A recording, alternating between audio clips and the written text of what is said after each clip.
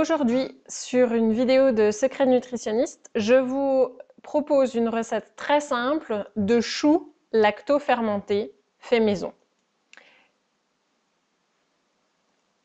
Je vous rappelle que sur le blog de Secret Nutritionniste, il y a un e-book gratuit à télécharger. Je vous mets le lien en dessous de cette vidéo sur YouTube. N'hésitez pas aussi à vous abonner à cette chaîne YouTube pour recevoir automatiquement des notifications à chaque nouvelle vidéo qui est transmise.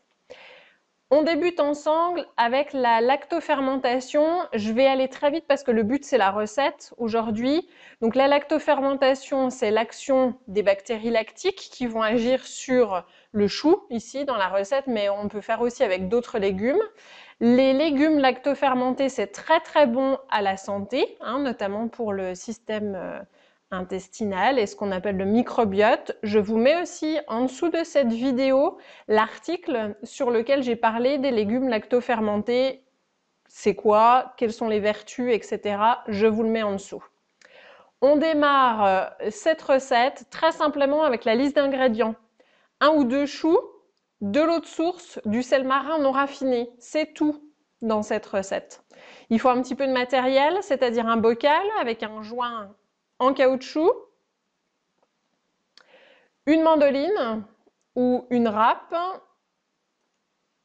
une cruche, une cuillère, ça va être très facile à trouver, et un objet relativement inerte qui peut être un morceau de verre ou un morceau de céramique, ou voilà, pour servir de cale au-dessus du bocal avec joint, c'est-à-dire qu'il doit rentrer dans le bocal, il va se mettre au-dessus du chou, donc essayez avant, c'est peut-être le plus délicat de toute la manœuvre. Moi, je prends une petite tasse en céramique, blanche sans décor par exemple.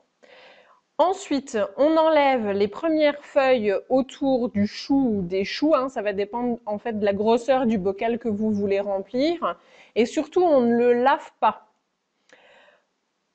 Tout ceci pour râper le chou. Pourquoi on ne le lave pas? Parce que l'eau chlorée du robinet, tout simplement, c'est le pire ennemi de la lactofermentation. Donc surtout, ne lavez pas le bocal juste avant qu'il serve, d'accord? Ne lavez pas le chou juste avant non plus. Donc on râpe à la mandoline ou à la râpe.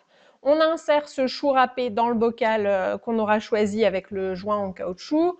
On tasse bien.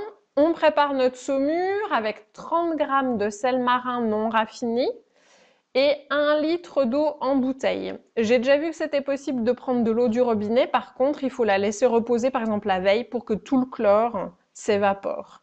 C'est un peu se compliquer la vie plutôt que de prendre 1 litre d'eau en bouteille.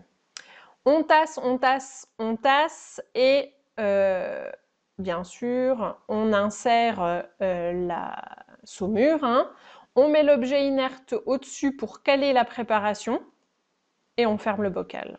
Et c'est tout.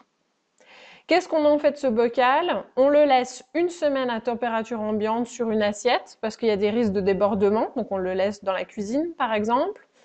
On laisse ensuite 3 semaines à une température plus basse, vers 10-15 degrés, et on peut déguster au bout d'1 mois. Alors c'est bien de mettre une petite étiquette, comme ça on s'en souvient. On peut attendre plusieurs mois, il n'y a aucun souci.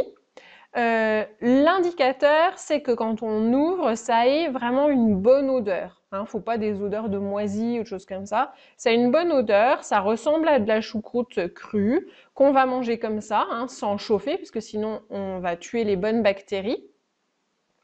Et on l'insérera, on le mangera soit nature, ou alors on l'insérera dans d'autres salades et d'autres préparations. Je vous ai mis aussi dans l'article que je vous mets en dessous du site les précautions à prendre quand on se sert dans le bocal, prendre bien une fourchette bien propre à chaque fois. Une fois qu'on entame le bocal, il faut le manger en entier en quelques jours, des choses comme ça.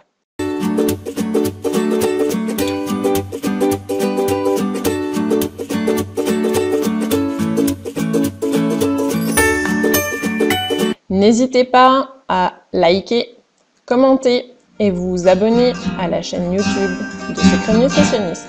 À bientôt!